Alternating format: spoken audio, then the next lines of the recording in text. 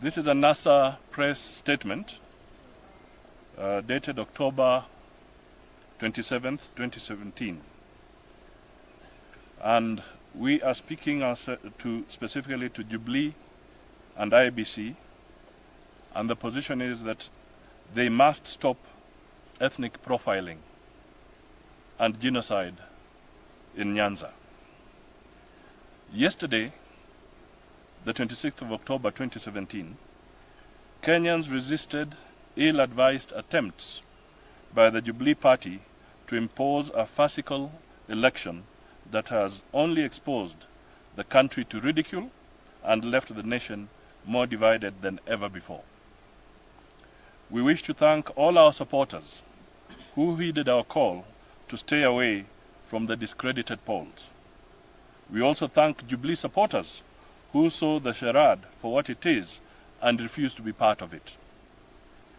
Kenyans boycotted the sham in Busia, Kilifi, Mombasa, Kitui, Kisii, Nyamira, Narok, Kajiado, Kitui, Makueni, Machakos, Wajir, Mandera, Garissa, Vihiga, Kakamega, Nairobi, Kisumu, Siaya, Migori, Bungoma, Homa Bay, Samburu, West Pokot, Turkana, and Trans Nzoia. The boycotts were particularly significant because they defied massive amounts of money and other sweeteners that Jubilee heavily invested in trying to buy voters, particularly in places like Nguni, Kivou, Mui, Waita, and Nu wards in Ukambani, and much of the Nyanza and coast regions. By staying away, we have all made the case that indeed we, the people, are sovereign. The citizens have finally opened the servers that the IEBC refused to open. The boycott has shown that the so-called numbers and percentages that Jubilee and Uhuru Kenyatta have been talking about were all along fraudulent. Uhuru lost elections in August.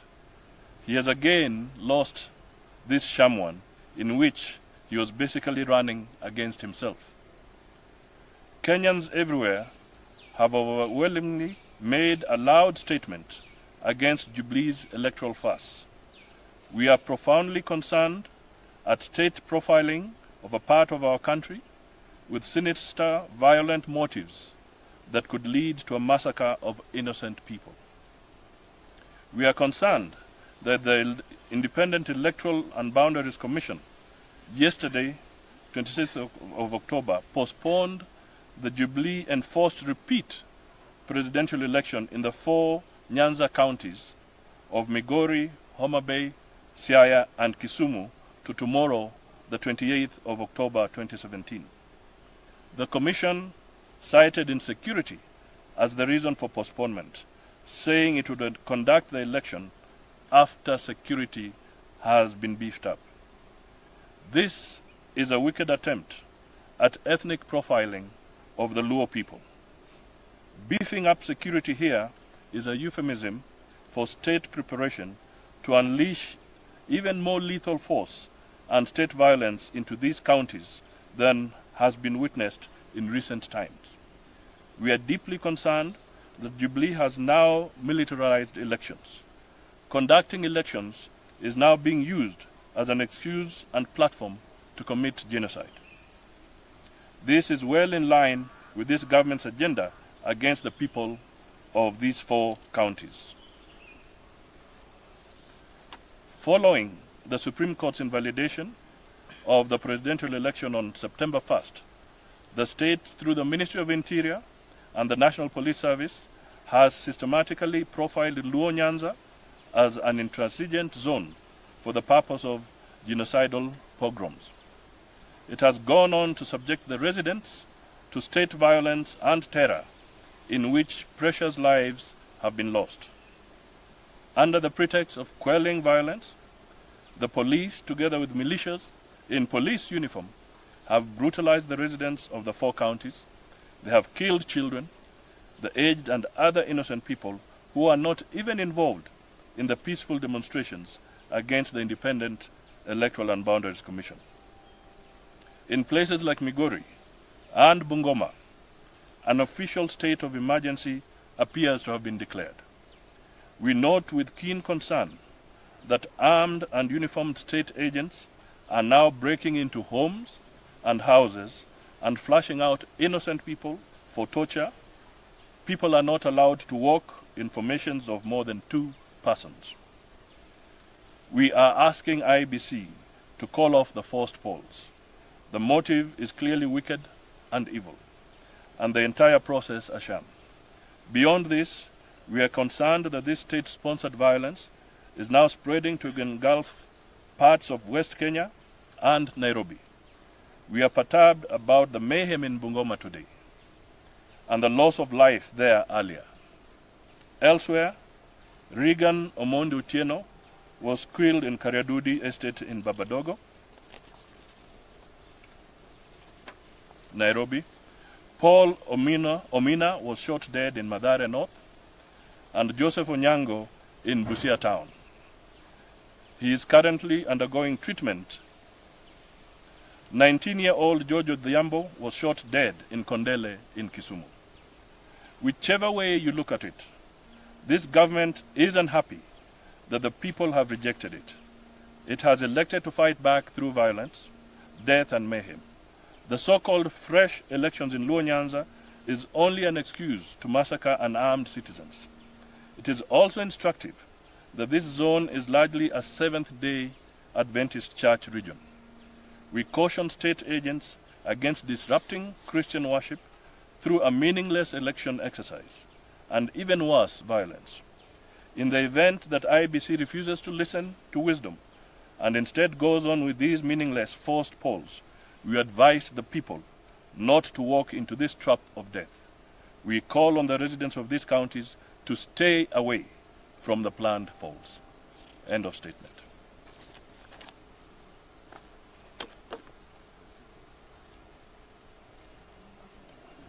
If any questions? My name is Ken Mujunga. I work with NTV. Your statement reads like you are accusing the IEBC of supporting the state in pushing for this agenda that you were saying, the genocide agenda. Are you accusing the IEBC of supporting the state in this? They are working hand in hand. People did not want to participate in the election. The same IEBC kept on telling people that if people don't want to vote, it is their constitutional right. And if people want to vote, they also are exercising their constitutional right. So the people of these counties have already shown in their first attempt that they do not want to vote. So why are they forcing it on them? And they're saying they want to have security beefed up so that they can force this election on them. Any other question? IEBC is accusing your supporters of having disrupted and stopped IEBC officials from getting into polling stations by taking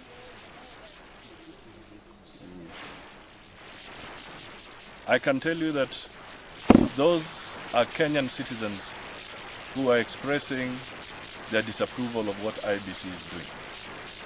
And all along, IEBC has operated as if Kenyans don't exist. So the Kenyans have been expressing to them that we don't want to participate on the vote. Don't force it on us. That's all.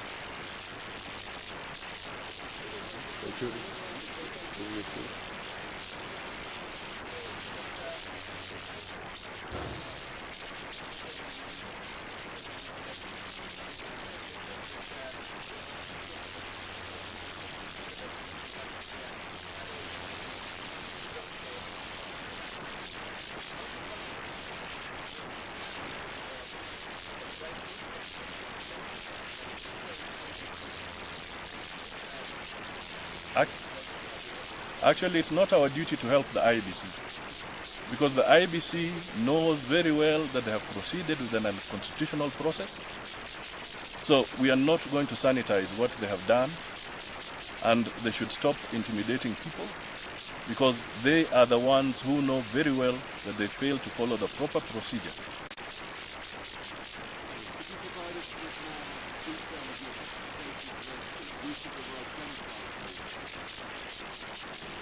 Well, in our statement, we have given specific names, and I can tell you that even now, if you go into the media and you watch what is going on in different parts of the country, the presence of police and the brutality that is being meted out to Kenyan people, houses being broken into, is very, very serious and alarming.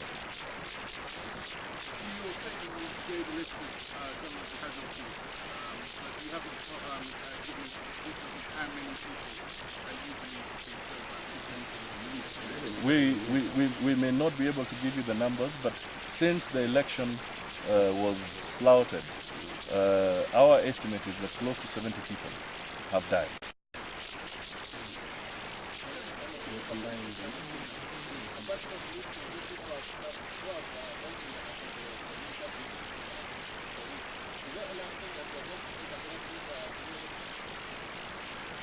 Everything has its own time.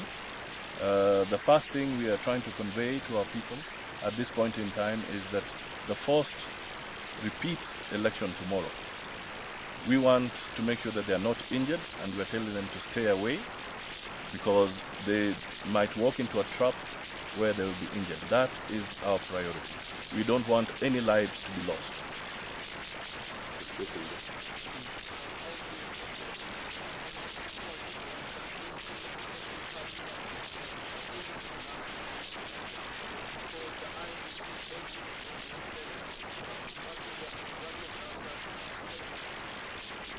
Well, we'll speak to that in a few days' time.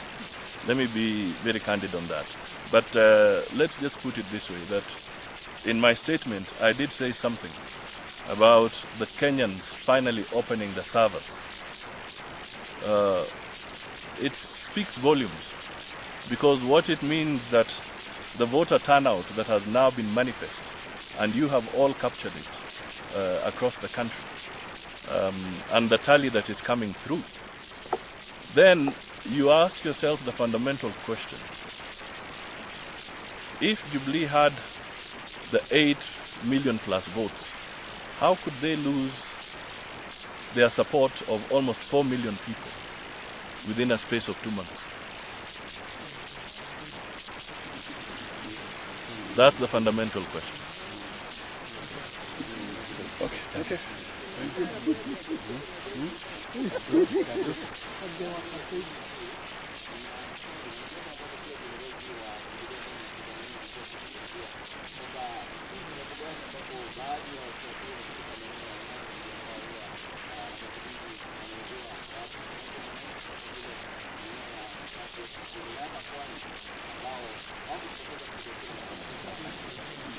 Na Bungoma ni wapi?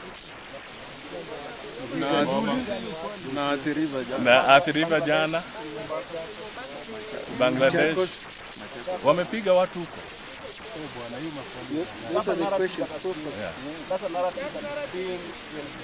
Just a minute. Yeah, yani You are the ones who are being used by the state to do ethnic profile. It's NTV, we told them NTV. okay. There's a final one. Final one there. Yeah, please.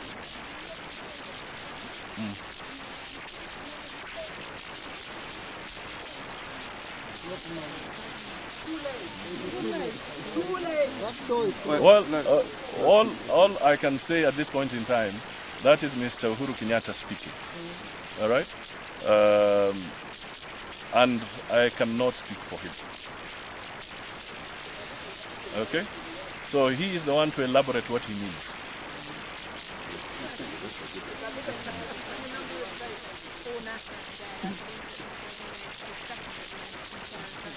We don't know. The first thing is that Mr. Raila Odinga had in the middle of October had told them that he's not a candidate. They refused deliberately to remove his name from the ballot papers. So he was not a candidate. All right? So it's IEBC to explain to the Kenyan people where they managed, or they insisted they wanted Mr. Raila's name on the ballot, and he had pulled out.